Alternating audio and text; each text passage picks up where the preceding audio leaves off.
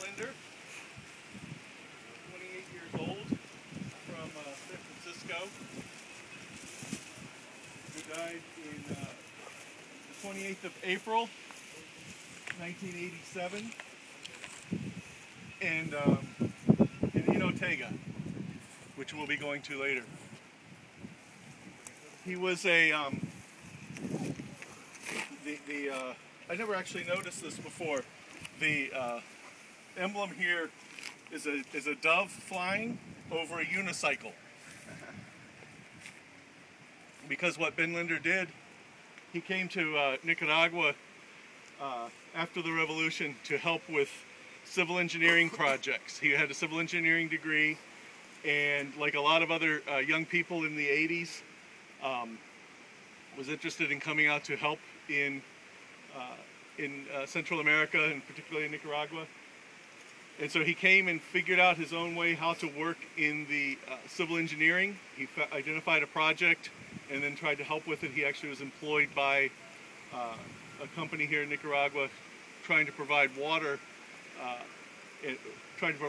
water power, hydroelectric power for communities that did not have electricity.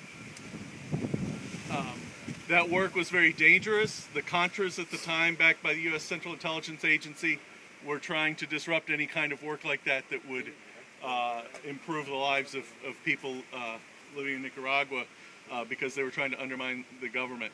At that time, they were dropping bombs in Managua. They were mining the harbor in Nicaragua, and they planted about 160 or 170,000 landmines throughout Nicaragua, all of which paid for by the United States taxpayers.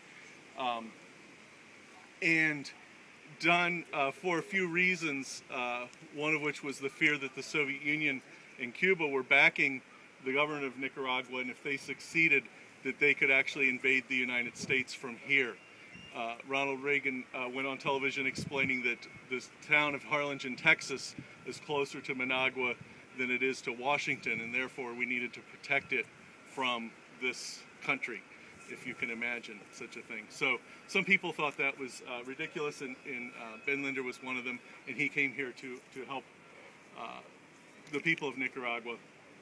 He became hugely popular with the people, not only for the work he was doing, sort of 9 to 5, but evenings and weekends he would put on shows for kids. He was a clown. He was an actual clown. He would dress up and he would ride a unicycle, and the tall unicycle and things like that. And so when he died, people were shocked, and his funeral was here in the city of Matagalpa, and the funeral procession was 6 blocks long of people walking up here to this spot for his burial.